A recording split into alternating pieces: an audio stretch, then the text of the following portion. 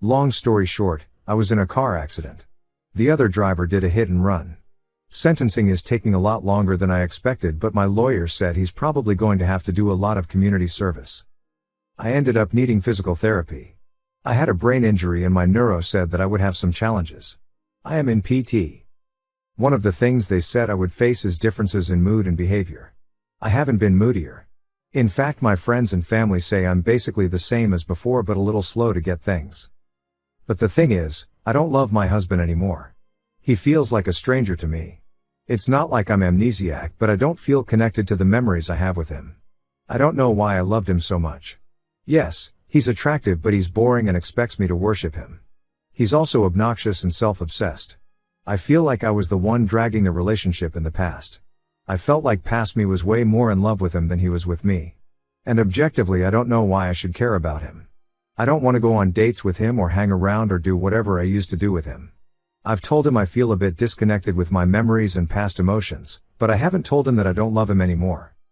I've talked about it with a psychiatrist and she said this wasn't uncommon among patients.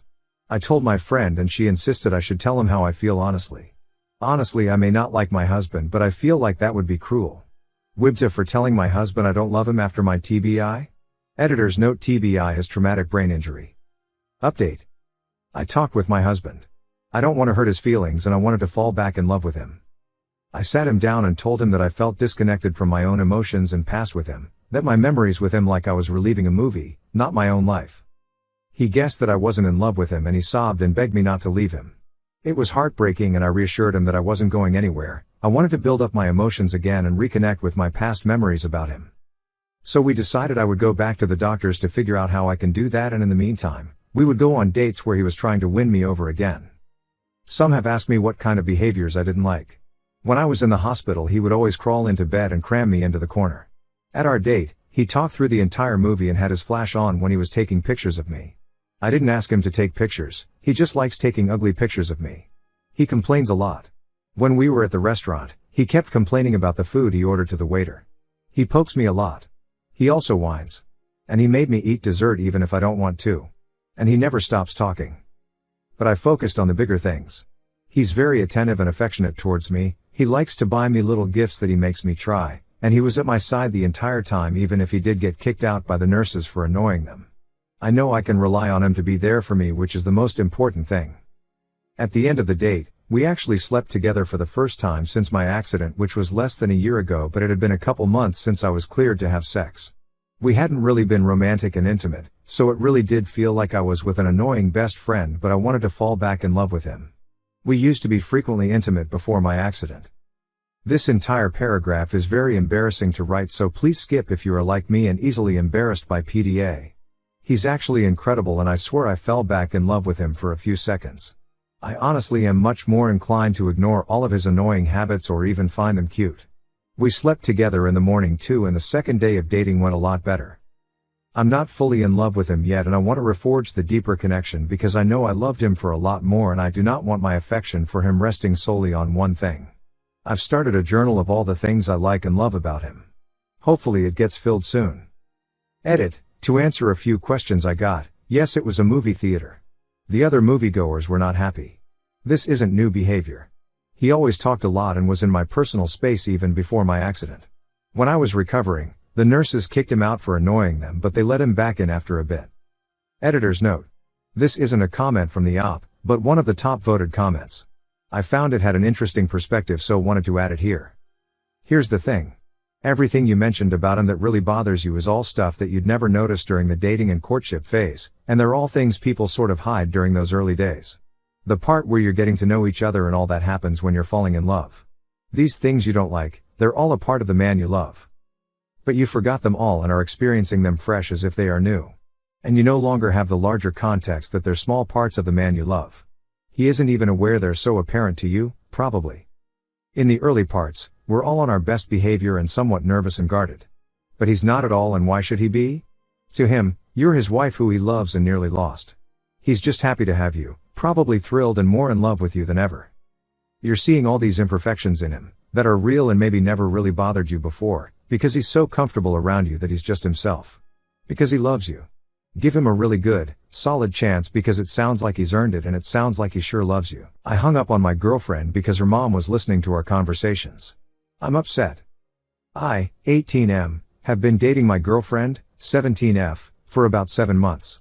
Tonight her and I had a deep conversation about some relationship hiccups, and I shared personal family struggles I typically only discuss with my therapist. As we finally got to a place we felt comfortable leaving things, I heard whispering in the background. When I asked my girlfriend about it, she adamantly denied anyone else being there. However, as I continued asking, she started crying. Just then, her mom pretended to come in the room and scold her for being up to try to cover up the fact she'd been sitting there for an hour. Turns out, her mom has been sneakily listening in on almost every serious conversation or argument we've ever had. I felt absolutely betrayed and hung up immediately. Since then, both my girlfriend and her mom have been apologizing and trying to shift blame onto me. This violation of privacy has left me feeling super violated and unsure about how to handle the situation.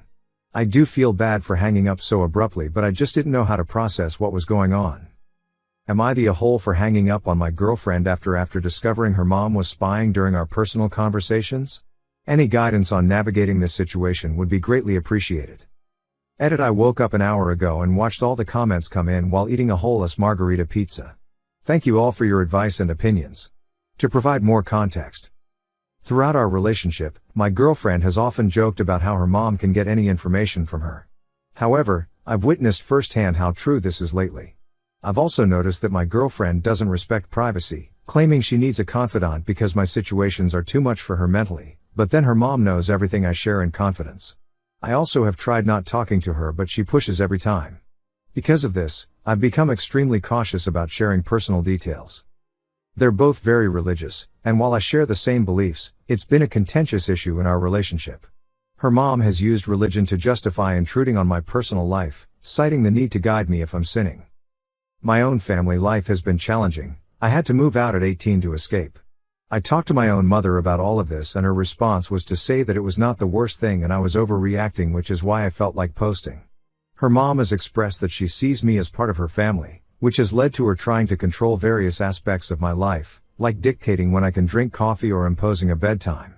She's also shared my private struggles with her pastor and best friend, who've tried to intervene and fix me.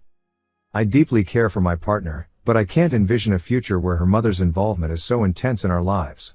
I plan to talk to her about this tonight and will update you all afterward. Edit: how did mom listen in? She sat in the room and my girlfriend had the phone on speaker. I thought nothing of it because she has always just put me on speaker in her room. Now I see why. Update: she just called me at work. She started the conversation by saying she thinks we should probably break up because she can't do it anymore. I'll be honest, I snorted. She asked why, and I responded by asking her if it was because she was scared to talk to me face to face or if it was because she just didn't want to deal with the fact she screwed up and hurt me. She said it was because I say everything is her fault. For context, I know I have a lot of problems because of a really hard home life and upbringing, and I acknowledge when I make mistakes. Last night was mostly me having to apologize and explain myself over and over. But this time, I flat out told her this was 1000% her and her mom's fault. I then had to go because I'm at work and people needed help.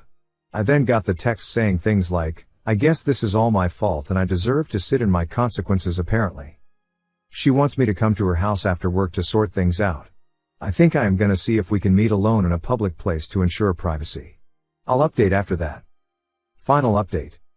We ended up breaking up a bit after. She apologized in the end, but trust was gone.